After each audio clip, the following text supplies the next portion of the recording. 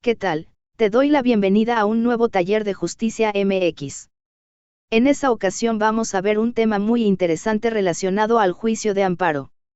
Siendo algo sencillo, vamos a hablar sobre qué es el juicio de amparo, brevemente estudiando su marco jurídico y su jurisprudencia aplicable. De la misma manera vamos a ver a detalle sobre los partes dentro del juicio constitucional. Comenzamos. ¿Qué es el juicio de amparo? Es un medio de control de la constitucionalidad, convencionalidad y legalidad de los actos, normas y omisiones que provienen de las autoridades y de los particulares que actúan como autoridades, el cual se sigue en forma de juicio ante los tribunales federales y que sea considerado como el recurso efectivo a que se refiere el artículo 8.2 de la Convención Americana sobre Derechos Humanos y la garantía jurisdiccional de los derechos fundamentales. Existe varias tesis de jurisprudencia, en que se elaboran a fondo a respecto de qué es el juicio de amparo. Vemos algunas. La tesis de jurisprudencia, 90/2017, décima época, emitida por la Primera Sala de la Suprema Corte de Justicia de la Nación, publicada en la página 213, libro 48, tomo primero, en noviembre de 2017, con registro digital número 2015595, que establece derecho fundamental de acceso a la jurisdicción. Su contenido específico como parte del derecho a la tutela jurisdiccional efectiva y su compatibilidad con la existencia de requisitos de procedencia de una acción.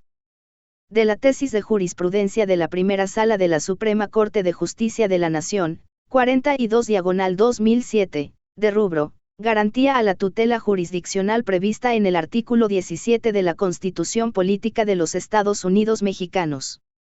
Sus alcances, deriva que el acceso a la tutela jurisdiccional comprende tres etapas, a las que corresponden tres derechos que lo integran.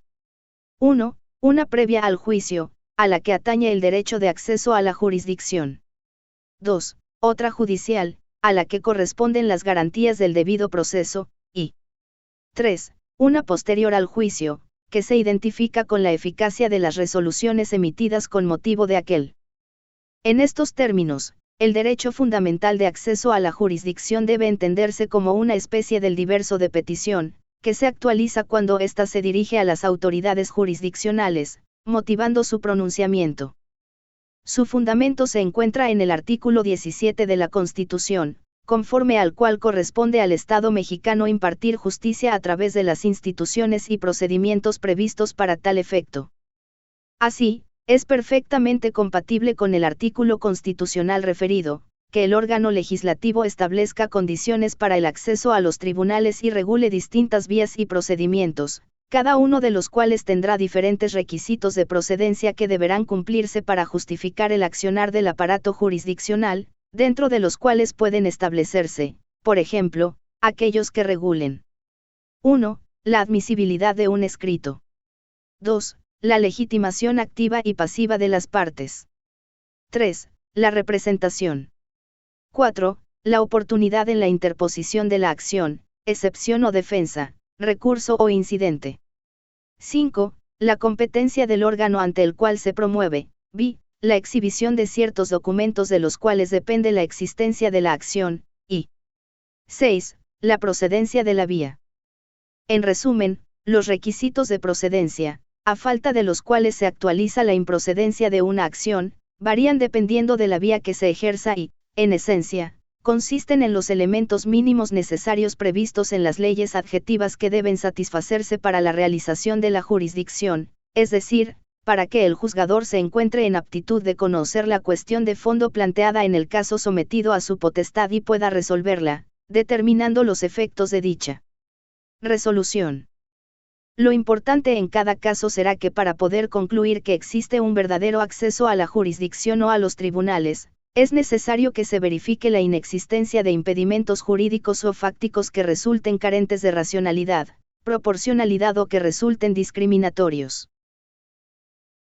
La tesis de jurisprudencia, 8/2020, décima época, emitida por la Primera Sala de la Suprema Corte de Justicia de la Nación, publicada en la página 589, libro 74, tomo primero, en enero de 2020, con registro digital número 2021551, trata de la tutela jurisdiccional efectiva.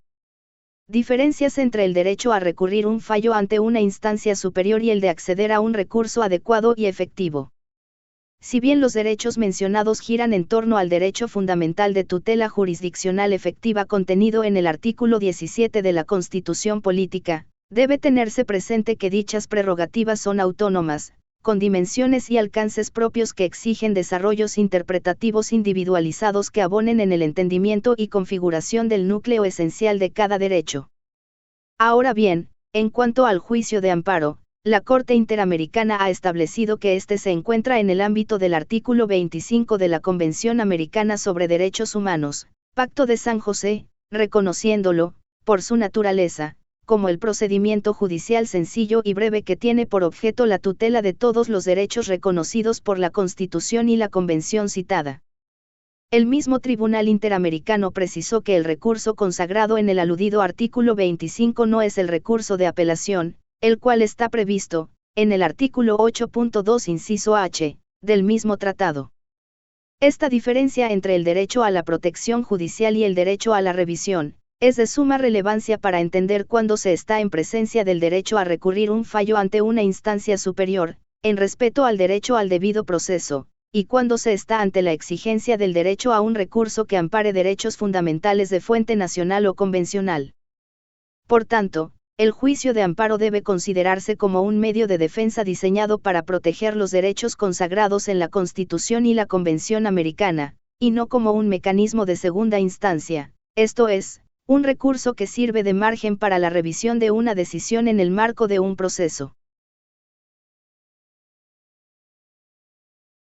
La tesis de jurisprudencia, 12/2016, décima época, emitida por la Segunda Sala de la Suprema Corte de Justicia de la Nación, publicada en la página 763, libro 27, tomo primero, en febrero de 2016, con registro digital número 2010984, que instituye el recurso judicial efectivo. El juicio de amparo cumple con las características de eficacia e idoneidad a la luz del artículo 25 de la Convención Americana sobre Derechos Humanos.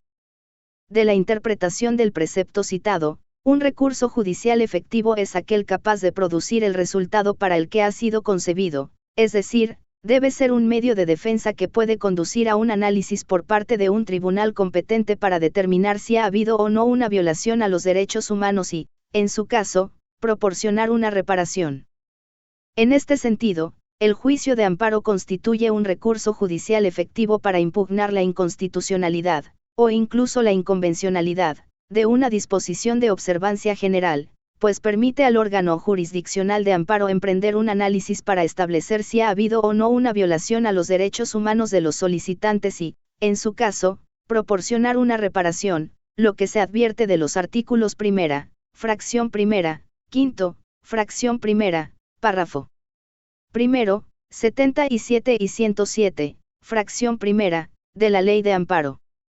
Ahora bien, en cuanto a la idoneidad y la razonabilidad del juicio de amparo, la Corte Interamericana reconoció que la existencia y aplicación de causas de admisibilidad de un recurso o un medio de impugnación resultan perfectamente compatibles con el texto de la Convención Americana sobre Derechos Humanos, en el entendido de que la efectividad del recurso intentado, se predica cuando una vez cumplidos los requisitos de procedibilidad, el órgano judicial evalúa sus méritos y entonces analiza el fondo de la cuestión efectivamente planteada.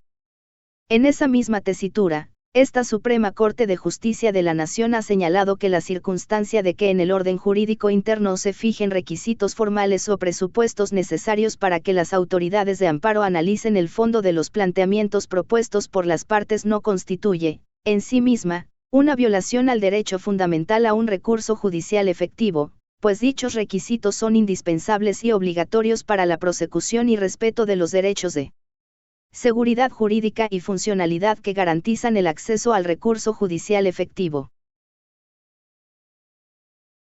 Es aplicable la tesis de aislada, 278/2016, décima época, emitida por la Primera Sala de la Suprema Corte de Justicia de la Nación, publicada en la página 368, Libro 37, tomo primero, en diciembre de 2016, con registro digital número 2013206, que establece el derecho fundamental a un recurso judicial efectivo.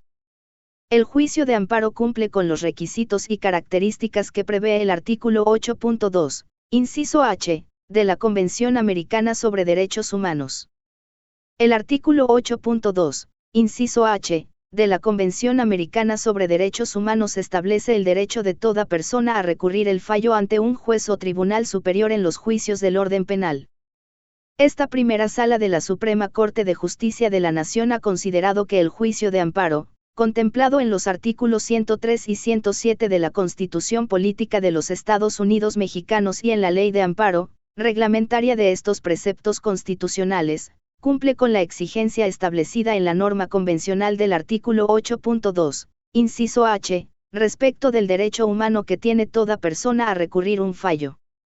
Si bien es cierto que la doctrina mexicana ha insistido en que el juicio de amparo no puede considerarse como un recurso en virtud de que cuando un caso llega a esa instancia su litis originaria se transforma para ventilar cuestiones sobre derechos fundamentales, lo cierto es que, para efectos prácticos, el juicio de amparo sí permite a los jueces constitucionales estudiar cuestiones de legalidad y violaciones procesales.